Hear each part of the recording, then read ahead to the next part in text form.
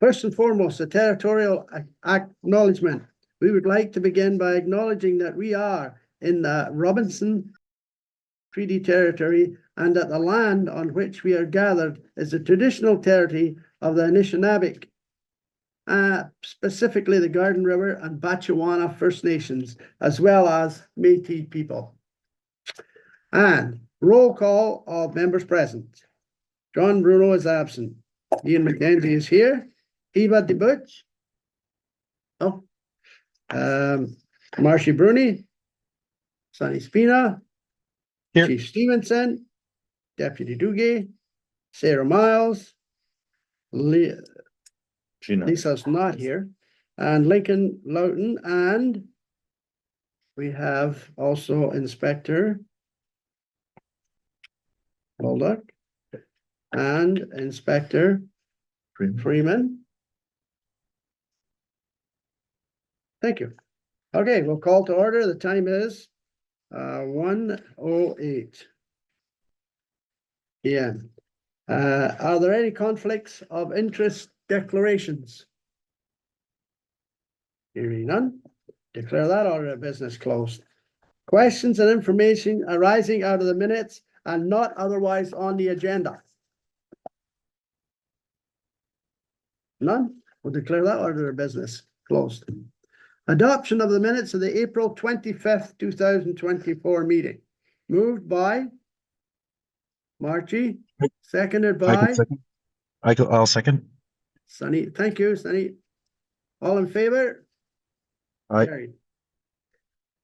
Resolved that the minutes of the regular meeting as presented are hereby approved. Number 7, motion to accept the agenda today. Moved by Sonny, then you.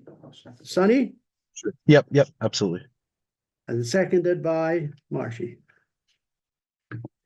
Resolved that the agenda for the regular meeting is present. All in favor? We're there. Is approved. Number 8, communications and reports for information only.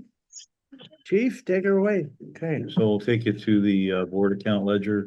You see on your screen, there's been no activity change related to the board account ledger since our last meeting.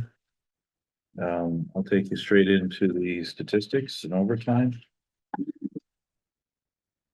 So when we look at the comparator in March, we spent 161,000. We split that in half to April of 84. We're relatively consistent with this time last year at 75, a little higher than this time last year. When we look at the cumulative total of where we sit today, this time last year we were at 349,000. This year we're at 394. We're about 50 over, and we hopefully will bring that down over the year to keep things in check. Looking at it a little bit differently, the 3-year monthly staff shortage overtime costs, March, our overtime costs were 25,000. This month they're 14, so we're down about 11,000. And that is comparable to the same month of April in 2023 at 13,000 of overtime. When we look at staff shortage overtime costs, again, March was 22,000, April was 4,000. So we've made significant gains in that time period. A little bit of that might have to do with the flu during that month where it took a lot of our folk at home. When we look at our ongoing budget, at this point, we're first quarter, about 5% above where I'd like to be. We're at about 30% spent. But hopefully in the fall, we'll be able to claw some of that 5% back, and by September or by the second quarter, be at the 50 mark. Keep us on track. That's the stats section, Mr. Chair. Sorry, the finance section. Any questions? Are there any questions regarding finance? Nope, not for me. None? Continue on, Chief. Okay, so with the monthly statistical, I'm gonna take you to the year-to-date comparators. If you want to jump to that, Lincoln. So this is the year-to-date statistical report for the first 3 months of 24 compared to where we were this time last year. And so this year, we're finding that our overall total calls for service are up about 2.7%. When we look at crimes of violence, we see that our robberies are down, looking at the first 3 months of 24 compared to 23. Our assaults are down by 15%. Our sexual assaults went from 18 to 21. And our intimate partner violence is at basically comparable year to date at 0.6% down. This is where I wanted to interject and more for the public, our intimate partner violence program that we started on March 5th. Since that time, and this unit that I want to thank Deputy Duguay and his staff for helping us put in place. We've had 271 callbacks to complainants and people involved in non-charge calls for service. Those are people that we would have never called back after we did the call. 14 of those calls have led to further investigation. 4 of those we've actually laid charges.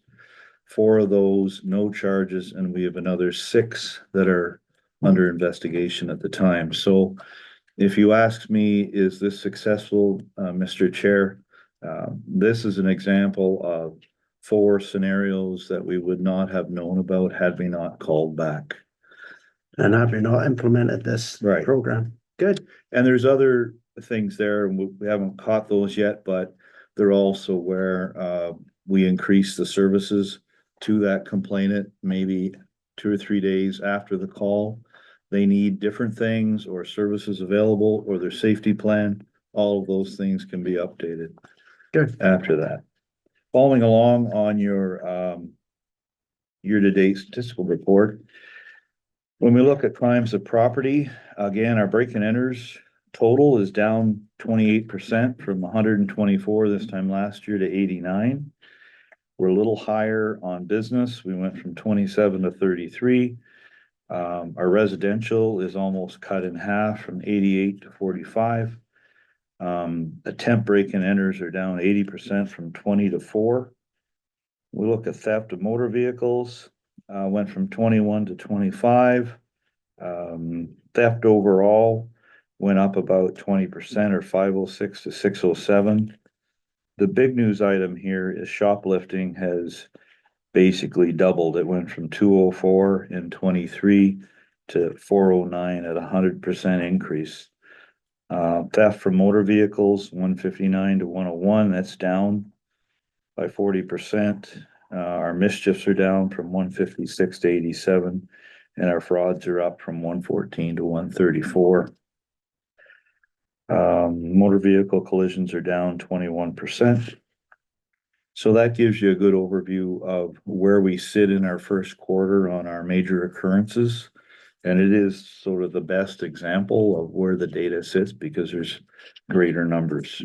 That's a huge increase in shoplifting. I'm sure that merchants locally are well aware of it. Mhm. They're the ones that's reporting them. Question, Chair, Go ahead. Chief, what can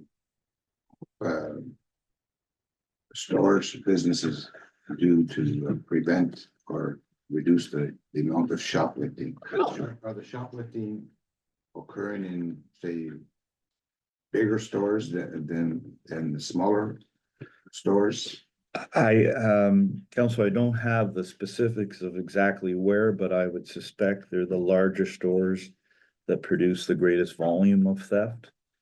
I think it's basically people that go in, grab it off the counter, they're caught, they run out. We identify them through video and lay the charge. How can this be prevented? We have a very healthy crime prevention through environmental design unit that can meet with different vendors in the community and talk about how their store is structured. Really, it's about lighting, it's about awareness, it's about private security potentially once it's inside your store. Who would they contact? If they contact our general number and ask for Sergeant Stevenson. Sergeant Jeremy Stevenson, that's his unit, and we'd be more than happy to go out and do an assessment. They're all well trained. And I don't think it'll necessarily prevent No. everything, but it'll certainly give members of our community, Mr. Chair, a better sense of what they can do to reduce these numbers. Thank you. Yes, it's obviously a very serious situation, and we hope that all involved can get together and reduce it. Yeah, if I may as well, and it's probably an appropriate time to talk to this, it's the issue of how we're treating theft and property offenses in our court systems. I've said it before and I'll say it again. We have members in this community that are released on bail on multiple charges. Most of them are usually property offenses of theft, mischief. And the deterrent value in our system has to be increased because this number is unacceptable. And it just appears that people can get away with it and they're back on the street. And I think all governments have to collectively do more to stop this from occurring because it does affect more people. Crimes of violence affect 3 to 5% of your community. Property crimes are triple that. It affects more people, and I think it needs to be addressed by all levels of government. So we'll do what we can as a police service to catch people, bring them before the courts. That's our job. But we'll also do the crime prevention, but I think that discussion has to occur at other tables as well.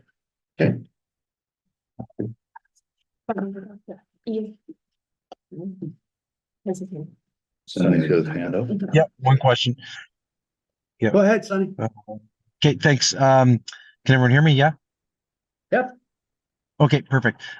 Chief, on the IPV numbers, just first of all, also I love the results of that program. I think that's doing tremendous work. When you're doing that follow-up with the individuals, are these all new incident numbers or are these all under the same number? And the reason I ask is, in 6 or 8 months when we look at this again, is it going to show potentially that there's this dramatic spike in IPV cases when in reality it's not really, it's the same cases, just officers are going back and reviewing things again. I just want to make sure that when we look at it, we're not setting ourselves up to see a dramatic spike later on in the future. Well, it's a good question, Sonny. The original callback would be under the original occurrence number. If there's nothing further to report, then that would be added to the original occurrence. If there was a new offense to be reported, that would be a separate occurrence and it would be a separate charge if laid. So Okay. it would increase a little bit, but given the numbers that we have over 2-month period of 7 or 8 or 10, I don't think it's going to have that much of a spike effect on the overall occurrence workload. Right. Yeah. Okay. So we won't see 271 new IPV cases. No. We'll see 8 or 8 or 12 or whatever it was. That's correct. So we would be Awesome. calling back under the original occurrence on the 271. Okay, great. Thank you. Yeah. Any other question? However, if I may say, and I think it's important to say it in follow-up to that question is, maybe 4 doesn't seem like a lot, but that's 4 women that would not have had the attention of the police and bringing their abuser before the court. So even 1 is good news for us, and that's about it. Absolutely. Yeah, agreed. Yeah, agreed. Those are good. Those are really good numbers. Yeah, thanks. That's the statistic, Mr. Chair. Moving on to use of force. So on our use of force reports, you can see on the screen, when we went from March to April, we went from 6 to 5. In terms of use of force, number of reports were 9 to 6. Firearms pointed from 6 to 3.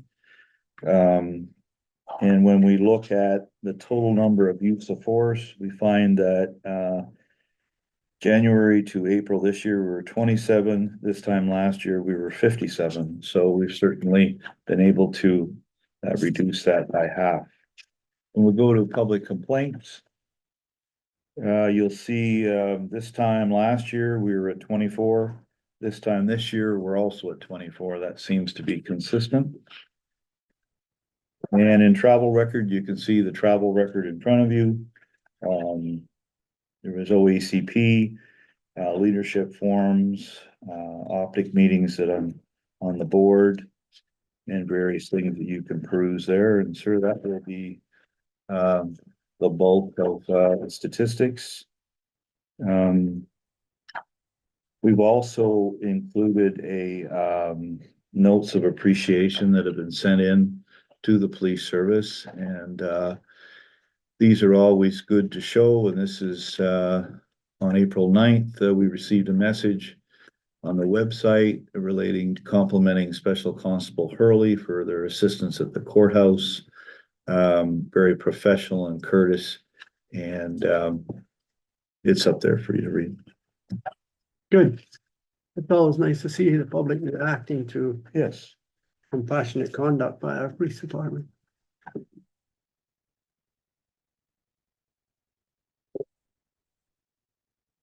Okay. That completes our communications and reports business. Next order of business is new business. Is there anything under new business? I don't see any here. Okay, declare that order of business closed. Now, our next regular meeting is scheduled for June the 27th. Same time, 1 o'clock, and we'll look forward to seeing all our board members there at that time. Now, is there anything else that needs to be brought forward or discussed that we haven't already covered? Good. Can I have a mover to adjourn? I can move. Okay. Sunny and Margie, and that is at 1:25. Thank you very much. That completes our regular meeting for the day.